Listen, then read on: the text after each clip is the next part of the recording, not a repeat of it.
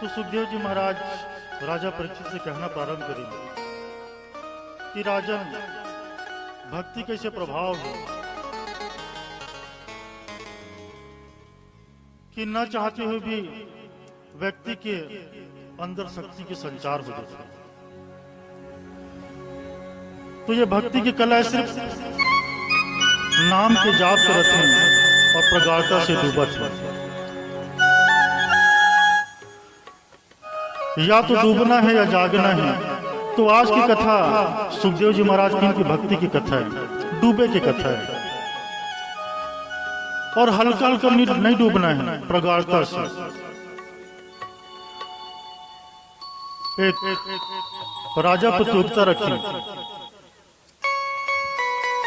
प्रतियोगिता में यह बताएगी एक मुर्गा लाइन और चित्रकार में यकीन की जितना भी चित्रकार अलग अलग राज्य से आए हैं वो सब ऐसे चित्र बनाओ कि चित्र मुर्गा के चित्र देख करके मुर्गा लड़े पर तैयार हो जाए। तो चित्रकार में सोचे नहीं, कभी सोचे नहीं हम महाराज, तो कोशिश करो। तो सब चित्रकार में मुर्गा के चित्र बनाए और जब असली मुर्गा लाया जाए तो कराची कोरा के कोरा लड़े पर तैयार। तो कि इनका दुनिया में कोई ऐसे चित्रकार नहीं है जो जीवंत चित्र बना सके। तो एक आदमी बताइए, नहीं महाराज है एक चित्रकार। तो बुला के लाओ, कौन है वो चित्रकार। तो जब चित्रकार लोग सामने लाएगी तो चित्रकार की हिस्स की महाराज में 3 महीना का समय चाहिए।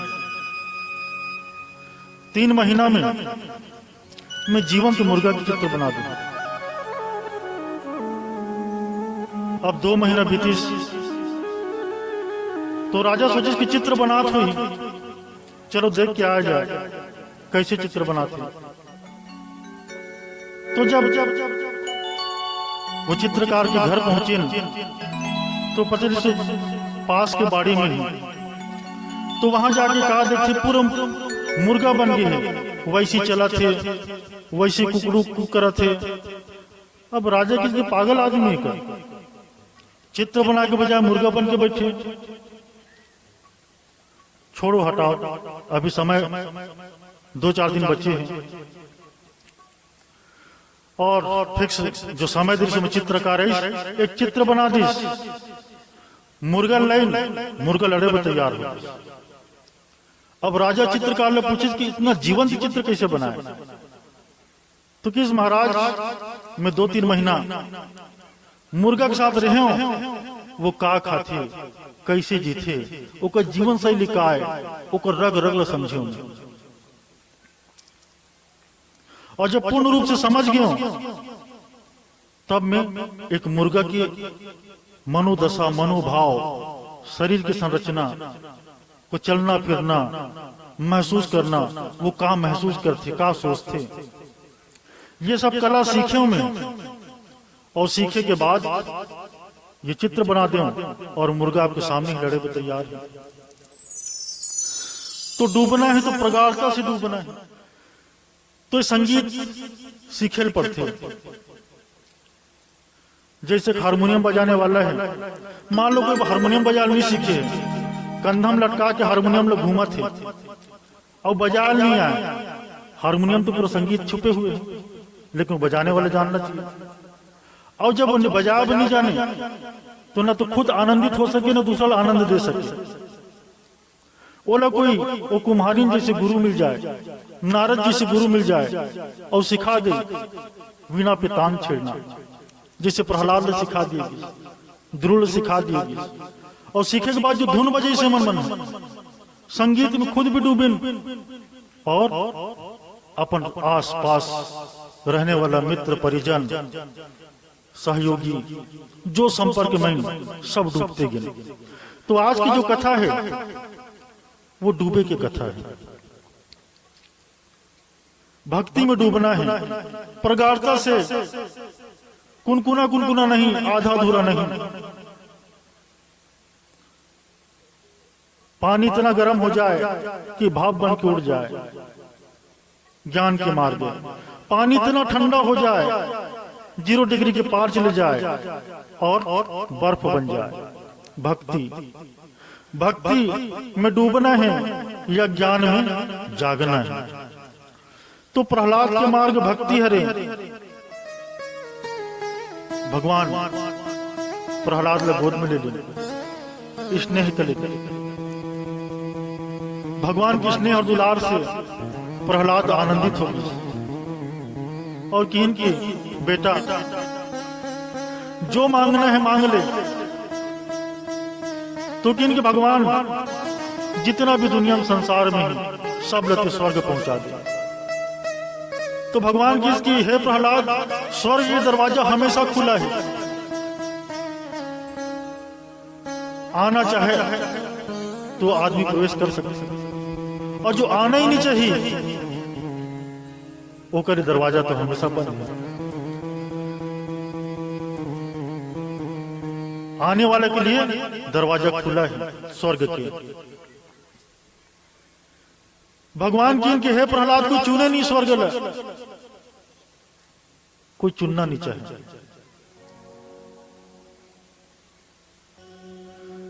कैसे नहीं चुनना चाहे? एक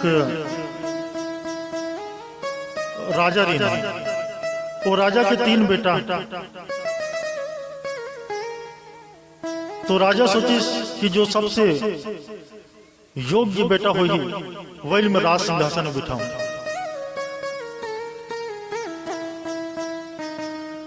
तो तीनों लोग बुलाए 100 स्वर्ण मुद्रा दी कि इनकी तीनों बेटा जाओ तुम्हारी योग्यता के बल पे तुम में से कोई एक राजा बनो। अपन अपन महल जो चीज से भरना चाहो भर दो। 100 स्वर्ण मुद्रा लेकर के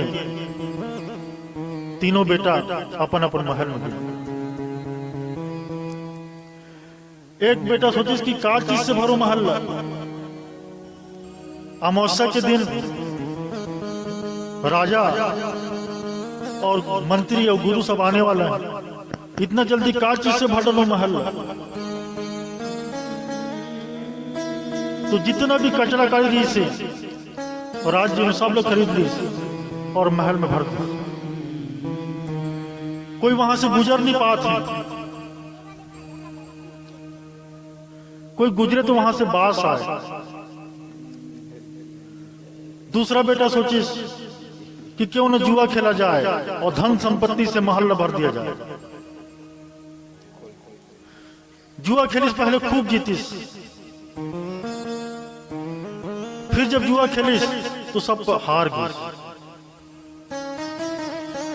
अब अमावस्या की रात आ गई जब तीनों के पास राजा, गुरुदेव और मंत्री पहुंचना है। अब तीनों सबसे पहले बेटे के पास की नाक दबा करके कि बेटा बहुत बास मारे थे, का चीज से भरे हस्बैंड महल। तो किन पिताजी का चीज से भरते हो इतना बड़े महल? जितना कचरा रही से सब लाके में डाल दो। किस ठीक है बेटा कोई बात नहीं। दूसरा के पास पहुंची तो दूसरा पूछ का चीज से भरे महल? तो दूसरा की बहुत शर्मिंदा हो पिताजी, मैं सब स्वर्ण मुद्रा मतलब जुआ में हार गया। तीसरा राजकुमार के महल पहुंचते पहुंचते रात हो चुकी रही से। अमावस्या की रात्रि है और राजा, मंत्री और गुरु वो महल की ओर जाते देखते खूब सुगंध आते, चारों तरफ रोशनी है, दिया जलाए है। तीसरा बेटा के पास पहुंची राजा और पूछी बेटा ते का चीज से भरे अपन महल? तो कि इनमें अपन महल सुगंध से वो रोशनी से भर दे पिताजी। तो किस ठीक है, ये है राजा बनने के लायक। और तत्काल ये छोटे बेटा ऋषि बोले राजा बना दिए। तो भगवान नरसिंह कहा था कि हे प्रहलाद, वो दरवाजा तो खुले है, कोई अपन श्वास श्वास जुआ के समान हार जाते, कोई अपन जीवन ल काम क्रोध लोभ मोह अहंकार सब प्रकार की कचरा से भर ले है, बास मारत है।